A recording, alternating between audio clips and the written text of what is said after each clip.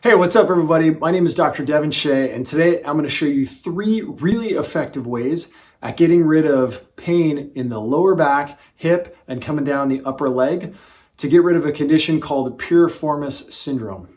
Let's get it going.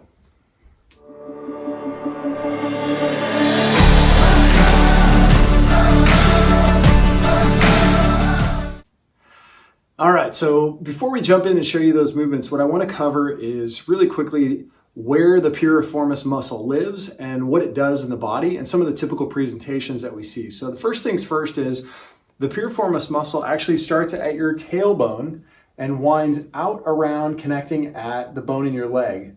And its job is to take your hip and open it up to the outside. They call that external rotation. So when your piriformis muscle contracts, it opens that hip up to the outside. Now, the 3 presentations that we commonly see that are interesting and relate heavily to the concept of pain is where the nerves that go from your spinal cord down your leg, where they present in relationship to the piriformis muscle. So the first presentation that we see, this is going to be my nerve, this is going to be my piriformis muscle.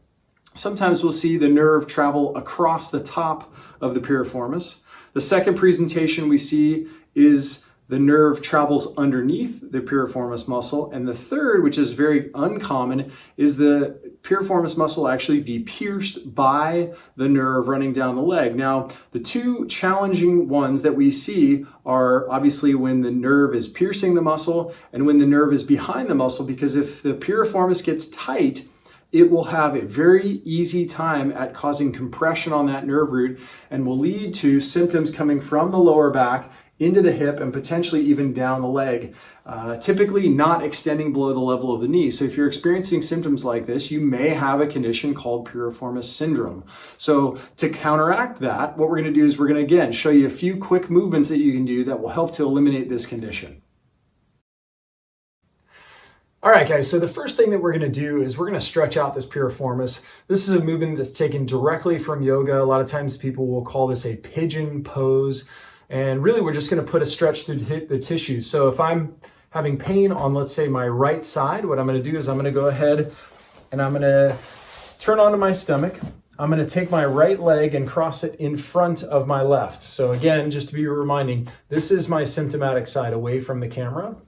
And what I'm going to do is I'm going to bring this leg up nice and parallel, or as parallel with perpendicular to my body as I possibly can. And what I'll do is I'll go ahead and I'm going to lean forward over top of this, and I'm going to keep my hip on the side, this side here, closed. So I'm going to keep that down. I don't want to have it ride open. That's going to really diminish the stretch and the effectiveness. I'm going to drop that down. I'm going to go down onto my forearms, or potentially even down onto your head. And you're going to hang out in this position. If it's too much, what we can do is we can take this foot and we can bring it back down toward the body a little bit closer, again, falling back into that position. I'd recommend trying to get about a 30-second hold and try to get 3 to 4 repetitions of that type of movement.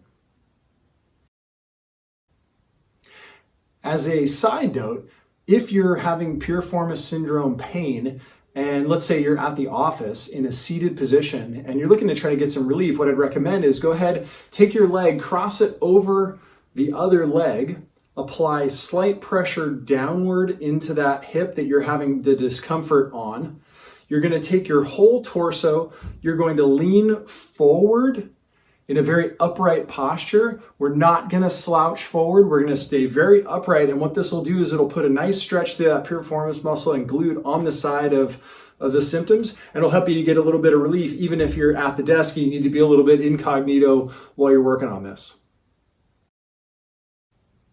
All right, guys, the second movement I'm going to show you is going to be using your trusty foam roller. Make sure you grab a nice hard foam roller. This black foam one seems to be a good way to go. There's tons of good foam rollers on the market, but you just don't want one that's squishy. That's not going to help you. So go ahead, line up your foam roller perpendicular to your body. You're going to sit on the side that is most symptomatic. So let's say my right hip is the one that's giving me the most trouble. What I'm going to do is I'm going to bring my leg over the top, almost like I'm crossing my legs. I'm going to put all my weight back on the hand that's on the same side as I'm having pain. So if I have pain on my right hip, I'm going to put my right hand back. I'm going to bear all my weight there. And you can see I'm almost leaning toward that side to bias that tissue through the piriformis. Then I'm going to roll through that tissue, forward and backward, just rolling all the way through. Make sure you get that entire glute and hip all the way until you're really activating. There'll be a period of time where you feel pretty strong sensation. You'll have maybe a little bit of soreness associated with it. That's okay.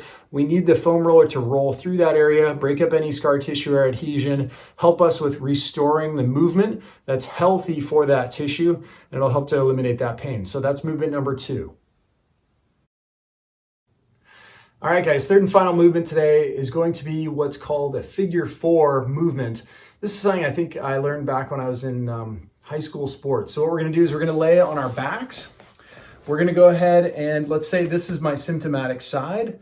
I'm gonna cross that over to the opposite leg. I'm gonna reach through my legs, grabbing the opposite hamstring. I'm gonna lay back and I'm gonna open up and pull upward. And you can actually really see how this is gonna tension the piriformis. Again, if it goes from my tailbone across to my leg, you're gonna see it's putting a good stretch through these tissues, holding that position. Actually, my head should be all the way back, totally neutral. And in that position, what you'll notice, again, just like the piriformis stretch with the pigeon movement, just like the foam roller, or even on the stool, we're all putting stress and tension through that area, trying to release the piriformis muscle to allow for that nerve root to pass through or under or on top of going down the leg and eliminating your symptoms. So I hope this helps you guys. I'll look forward to seeing you guys next time on the next video. Take care. Have a great day.